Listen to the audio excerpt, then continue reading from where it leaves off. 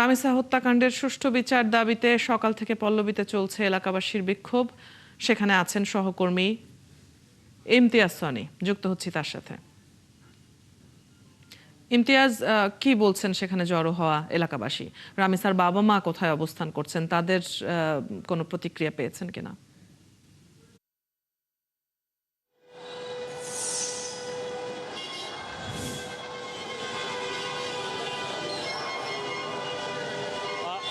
আসলে এখন কিন্তু এই রামিসা হত্যাকাণ্ডে মানুষের ক্ষোভ কিন্তু তার বাসা যেই মিরপুর 11 সেকশন থেকে ছড়িয়ে কিন্তু এখন মিরপুর 10-এ এসে পৌঁছেছে।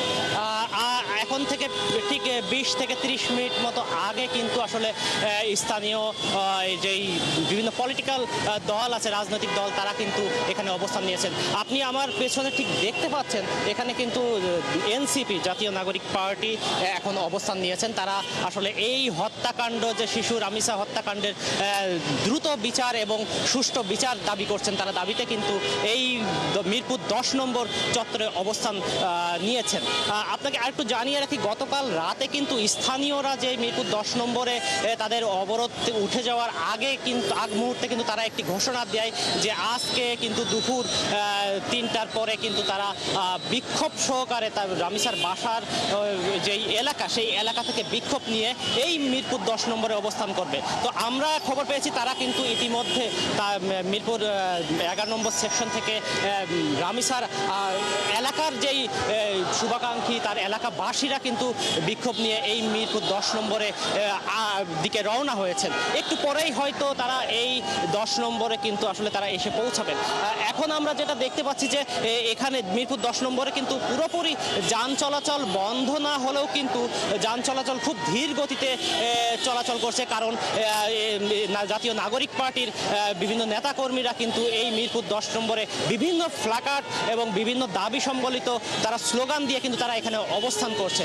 তাদের দাবি, তারা দ্রুত রামিসা হত্যার বিচার চাই। কারণ হচ্ছে এই ধরনের হত্যাকাণ্ড, এই ধরনের পাশবিক ধর্ষণের পর হত্যাকাণ্ড, এই ধরনের ঘটনার যদি দ্রুত বিচার না হয় তাহলে এই ধরনের ঘটনা সারা দেশব্যাপী বিভিন্ন সময় বিভিন্ন জায়গায় ঘটতে থাকবে। যার কারণে তারা এই ঘটনার সুষ্ঠু তদন্ত করে এবং দ্রুত বিচার চায়। তারা যেটা বলছে যে যেহেতু আসামি স্বীকারোক্তিমূলক জবানবন্দি দিয়ে দিয়েছে, তাহলে এখনো কেন তাদের এই বিচারের সম্মুখীন করা হচ্ছে না। তারা হয়তো আইনি প্রক্রিয়াটাই আরও দ্রুত করার আহ্বান জানিয়েছেন। আমি এখানকার বিভিন্ন ছাত্রজনতা, যারা এনসিপির নেতাকর্মীদের সাথে কথা বলেছি, তারা যেটা বলেছেন যে তারা এই বিচার দ্রুত বাস্তবায়ন না করে তারা কিন্তু আসলে ঘরে ফিরে যাবে না। অদিতি, আপনাকে একটু জানিয়ে রাখি, গতকালকে কিন্তু প্রধানমন্ত্রী তারেক রহমান রামিসার বাসায় গিয়ে কিন্তু এই হত্যাকাণ্ডে দ্রুত বিচারের আশ্বাস দিয়ে এসেছেন। এবং আপনি জানেন ইতিমধ্যে মূল আসামি যে সোহেল রানা, তিনিও কিন্তু নারায়ণগঞ্জের ফতুল্লা থেকে গতকালকে আটক হয়েছেন। তো এছাড়াও আজ সকাল থেকেই কিন্তু আসলে মিরপুর যে 11 নম্বর সেকশনে রামিসার বাড়ি, তার বাড়ি এলাকার সামনে সড়ক থেকে শুরু করে আশপাশ এলাকায় কিন্তু সকাল থেকেই বিক্ষোভ তার স্থানীয় জনগণ কিন্তু করছে। এছাড়া আজ সকালে কিন্তু বিএনপির সংরক্ষিত আসনের মহিলা এমপি সেলিনা রহমান, তিনিও কিন্তু রামিসার বাড়িতে গিয়ে কিন্তু তারা এই ঘটনার দ্রুত বিচারের আশ্বাস দিয়ে এসেছেন।